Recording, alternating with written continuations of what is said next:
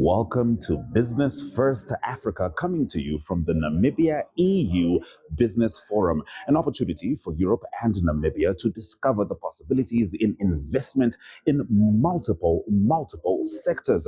And we're going to be taking a visit to some of the stands here, talking to some of the business people from Namibia and beyond, as we bring you a well-rounded update with regards to this incredible forum. My name is Ashwyn Mberi. Welcome to the show.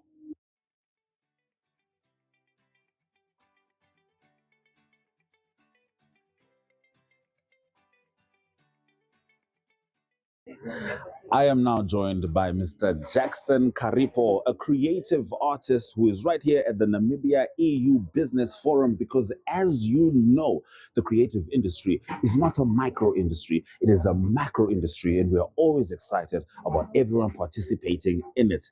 Mr. Karipo, how are you, sir? I'm fantastic. How are you, my brother? I'm good. I'm looking at your wonderful art.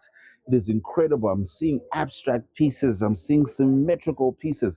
The first thing I'm curious about is, how did you start? It was, how should I say? I was born to be an artist. Wow. Yes, like I just imagine from trying to become an architect, studying diesel mechanic that I could not fit in, and eventually going for graphic design. But then the final decision was a doctor telling me to say, Jackson, your eyesight is going bad, and a lot of other things. But then the final decision was, Jackson, what are you very good and passionate about? That's how today I can tell you that I'm a very passionate artist. Wow. They chose me. I did not choose art. Yes. Yes. Art chose you. Yes. And you know, when you work with more than just the craft itself, you're working from a place of purpose. It's something you can do forever. Yes. Without a doubt. And so you're here at the Namibia EU Business Forum with your creative work. Tell us a bit about it. Oh, okay. Last year, the Estonians were here. Like the culture and heritage event that took place at the Vani Hotel. Yes. They, at the end of the day, they ran a competition, and our group, the Creative Field, we actually won the prize, first prize. Wow. And they chose us to represent the company. All right. Yeah, the heritage company. And because our art was actually the overall winner. Wow. So I'm actually representing not just myself, the creator, but also like the people that kind of like believe in the art. Wow. Yes, that's incredible. Yeah. And what's it been like for you navigating the creative economy? We know in Namibia we're still struggling with structure. There is energy. Yeah. What's it been like for you as an artist who makes a living from their art? I have to tell you, art is that profession that nobody believes in. But we all know that art is one of those careers that is actually up there. Yes. The pinnacle of everything creative around it. Now, when you kind of like fight a stigma to say, when you're like in the creative field of an artist, it's almost like the world does not believe that it's a real thing. Yes, it's a real thing. But I have to tell you to say, take any career, whether it's like architecture, whether it's like a doctor, whether it's like the guy building the building, or the guy that is like a building that famous building, who's behind it? It's a creative person that is an artist. Person. Yes.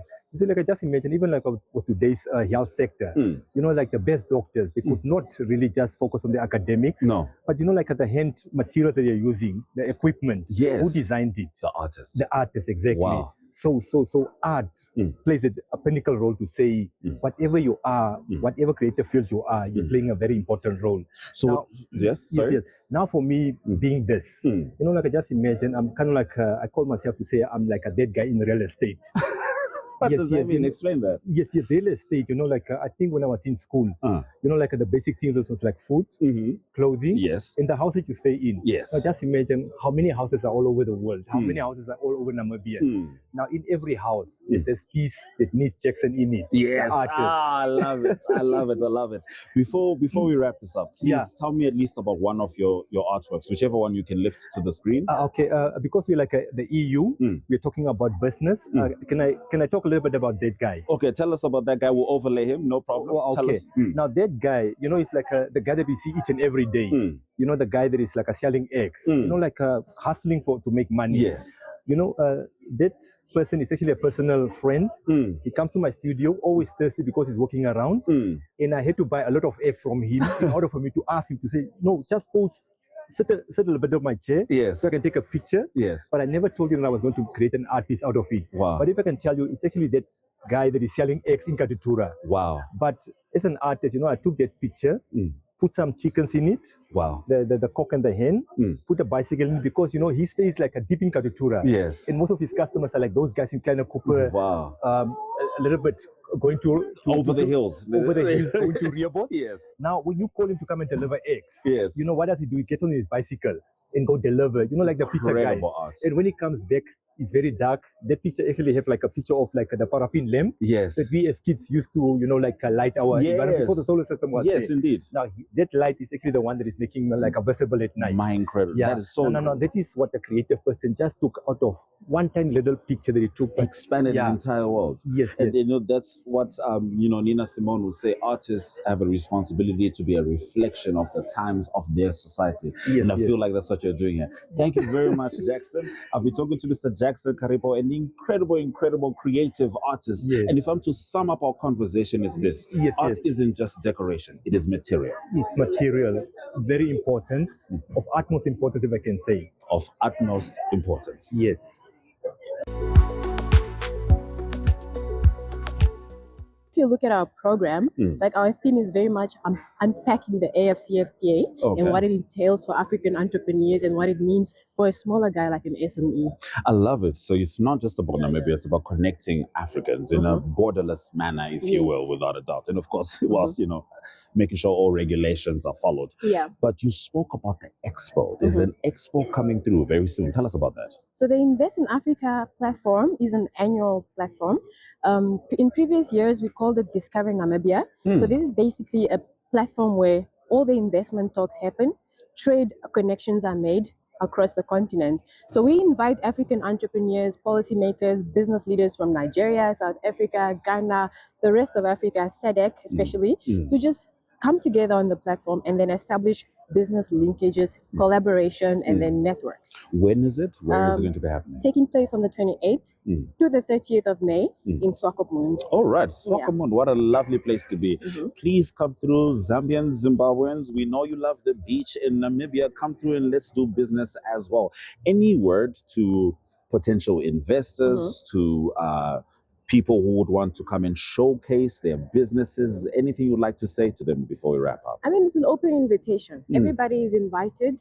We have our policymakers, we have keynote speakers from our government, the Minister of Trade. This is a platform that you do not want to miss as an investor because there's a lot of investment opportunities currently now. It's sectoral, it doesn't even, there's tourism, you have hospitality, you have emerging energies, oil and gas. So the conversation is very much investment. And I obviously urge everybody in Namibia, especially SMEs, SOEs, government, embassies to join the conversation, join the platform. And then we also have a closing Africa Day Gala dinner in celebration of Africa Day, which is on the 25th, but then we've extended it to the 30th. Yes. So we'll be closing off very strong, celebrating Africa. If there's one thing about Africans, we know how to extend a celebration. Exactly. Right.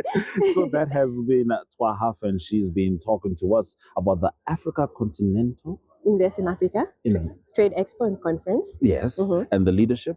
Africa Economic Leadership Council. Africa Economic Leadership Council. The word continental just kept ringing in my head because there's this approach where, like we said, you're going with the borderless approach. You're bringing Africans together. And some might say that's what Africa looked like before history was interrupted. Yeah, we're trying to eliminate borders. I mean, we are all family on the continent. Why not reduce the tariffs? Yes. And these are all bottlenecks which hamper trade. So the discussion is, how can we as Africa reduce the trade deficit that we are currently faced with? And this includes movement of goods, movement of services, and movement of people. So it's always been about continental free trade and how we can create awareness around it. All right. Yeah. Do not miss the Invest in Africa Expo.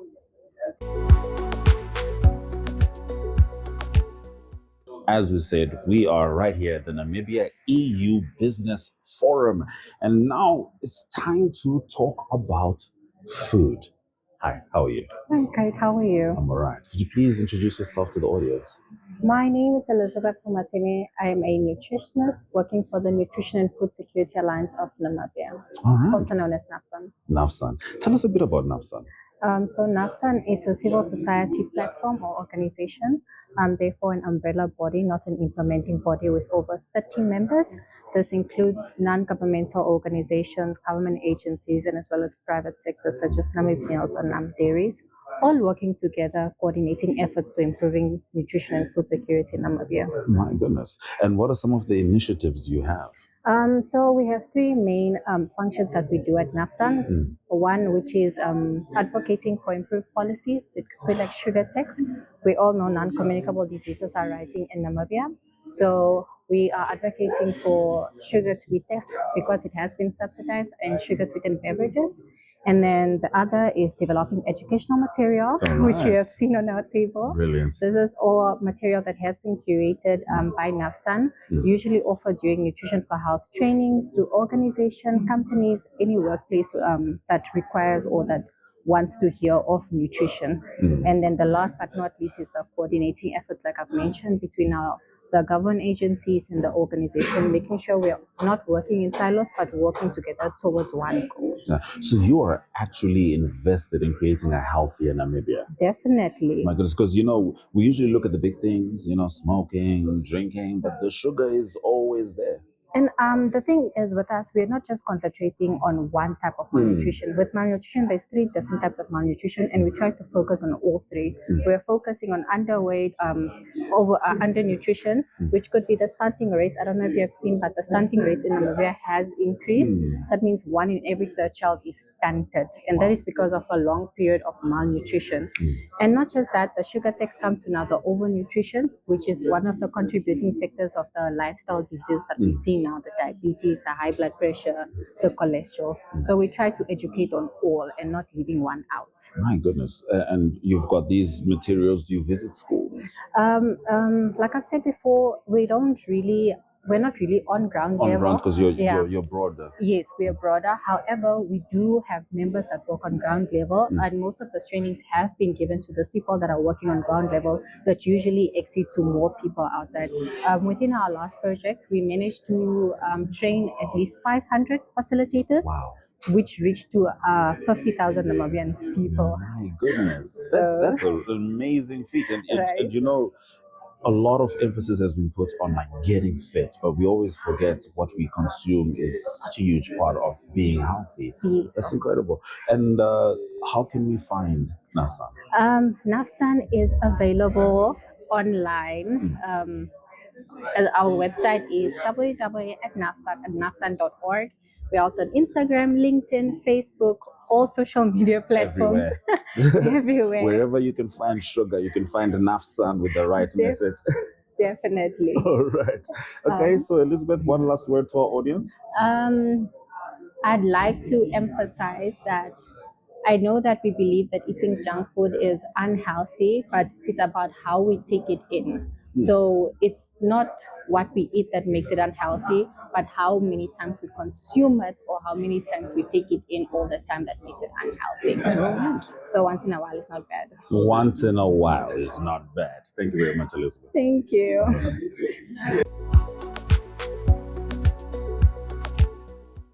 I am now joined by Khalida Natanga. Did I get that correct? You got that right. Fantastic. And she is with the African Green Industries Summit.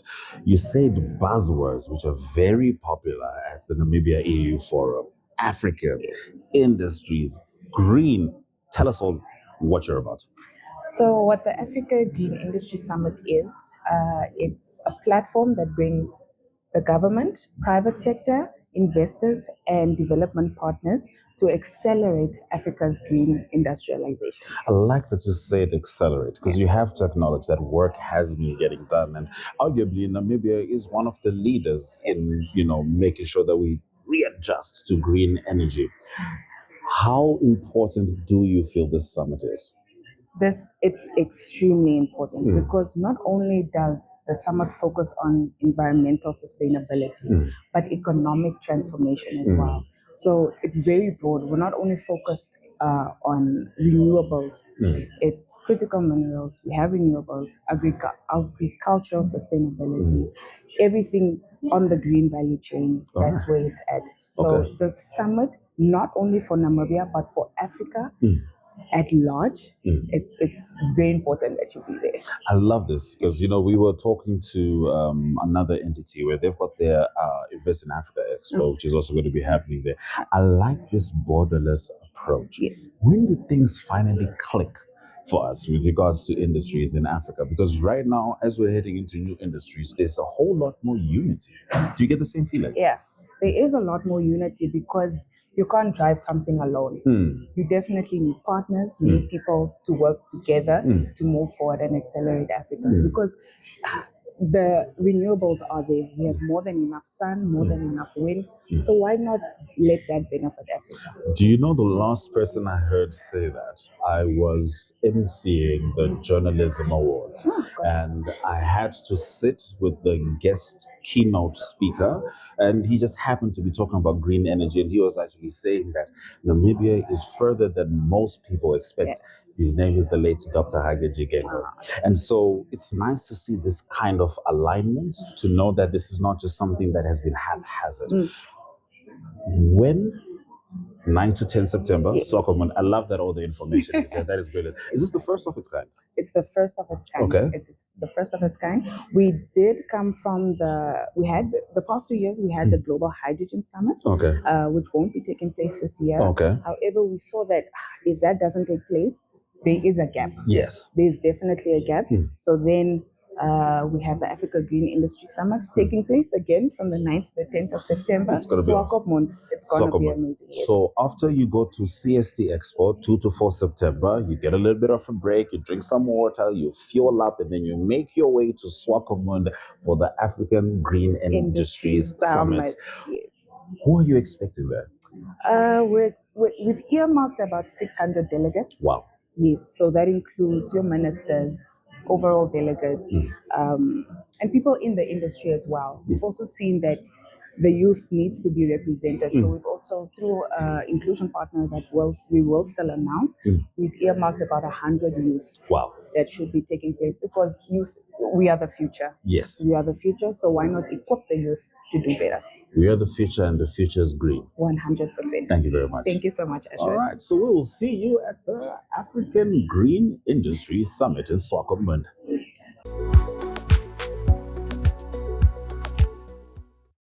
I am now joined by someone who I usually see on poetic stages, creative spaces, and this time she's more or less doing the same thing, but from a more structural space. I would agree. You'd agree, right? Yes. This is Nita Shikongo, and she is with Basecamp. Tell us about Basecamp, Nita. So Basecamp is a startup incubator and a business hub. And essentially, we are a home for Namibian startups and businesses. Wow. For a very long time, Namibian founders haven't had a community, a central place where they can come and feel safe, come and ask questions, come and just find direction. If I don't know something, I can find out, I can develop business acumen. And so that's really what we are. We are a hub for Namibian business founders. Wow, that's really cool. And how long have you been around? We were established in 2022, late 2022. Formal operations kicked off in 2023. So it's been about 3 years now, running programs from early stage ideation level. So that's really somebody who's just got an idea and they want to get it off the ground, to more mature businesses that are already operational and are trying to grow or scale or maybe expand beyond markets for a bit of a market expansion. All right. Yes. And all industries? All industries, yes. Namibia is quite an early stage ecosystem for us to be severely focused only on one sector. Yeah, if we only say we're only focused on health tech or agri-tech, it's very limiting to a lot of the new businesses that are coming up in the ecosystem. So at the moment, we're sector agnostic, but we see a lot of activity in agri-tech, health tech, manufacturing, even the creative industries. We've had a program that just ended end of last year with the National Arts Council called Creative Futures, where we focused on similarly the same concepts of entrepreneurial development, but for the creative industry. So we had the different creative disciplines have experts come in and sort of speak to the entrepreneurs, the founders on running a creative business, but formalizing it. So seeing your creative gift and ability as something that you can support yourself with. Yeah. And it's nice because you are a creative. Yes. You know both words. And when you have creatives in corporate, you get terms like sector agnostic. That's what happens when you're creatives there.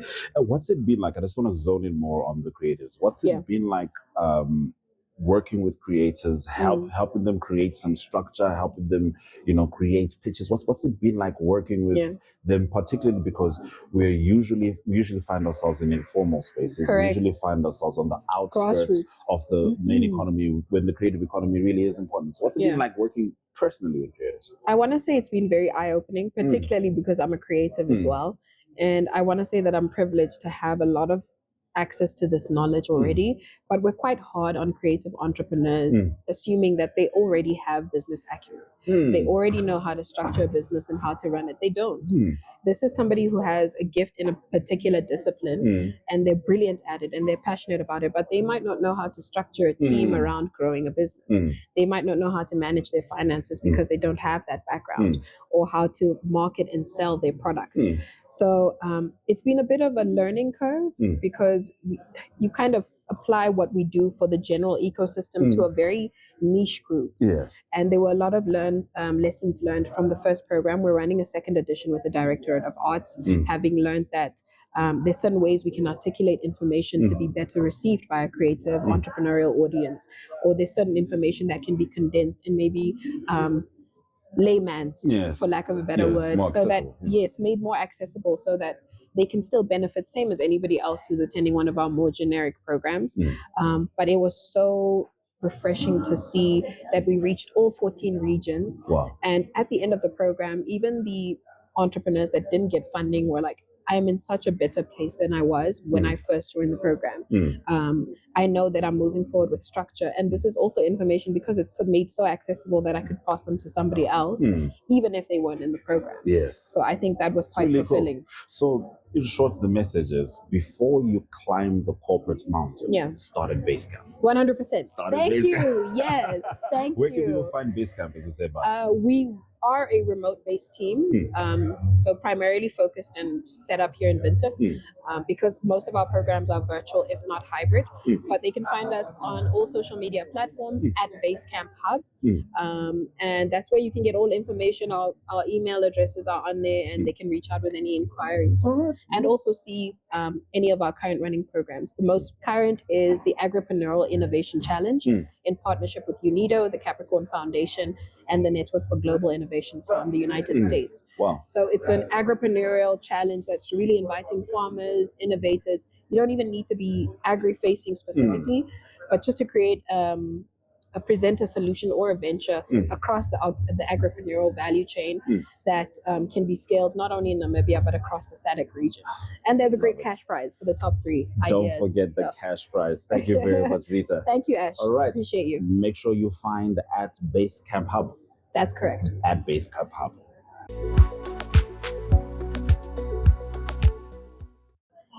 I am now at the Creative Sport and Tourism Expo stand. A stand I may or may not be related to, but someone absolutely was the brains behind this. Her name is Carla. And Carla is the head of Synergy Creative. Carla, I love the creativity. How are you? Good. How are you, Ashwyn? I am fantastic. Good. I really want to talk about the stand. Tell us about it. There's people coloring behind us. Yes.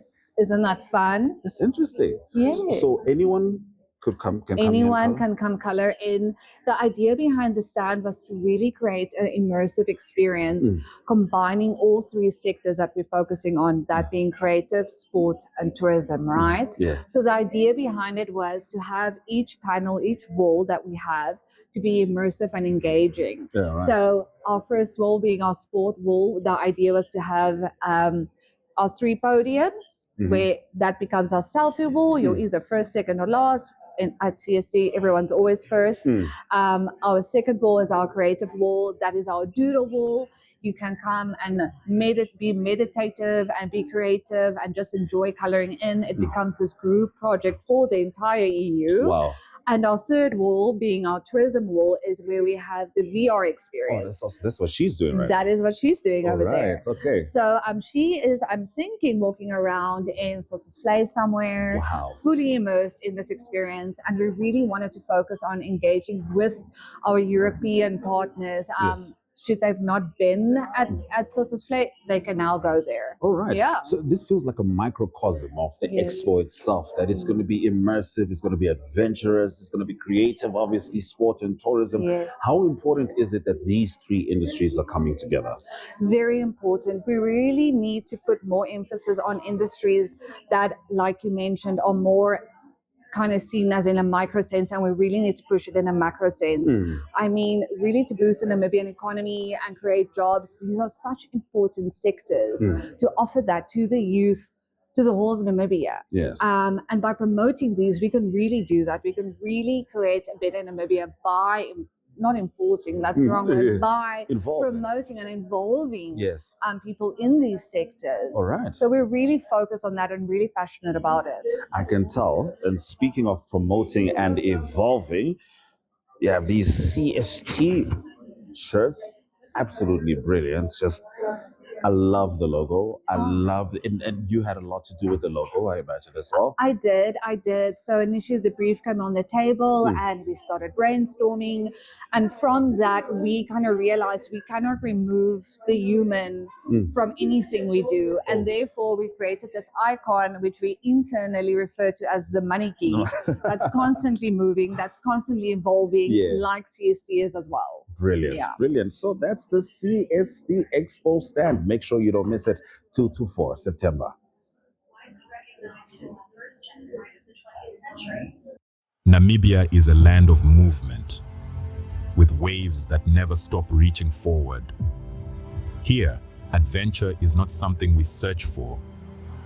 It is something we are born into. In every corner of this country, creativity rises. From artists, from athletes, from dreamers.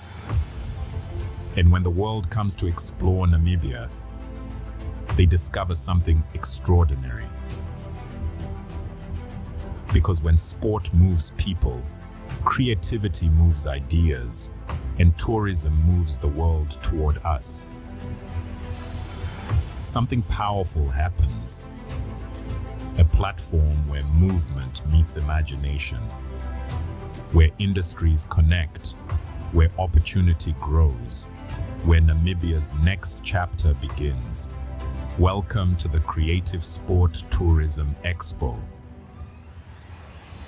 Exhibit, partner, experience. Creative Sport Tourism.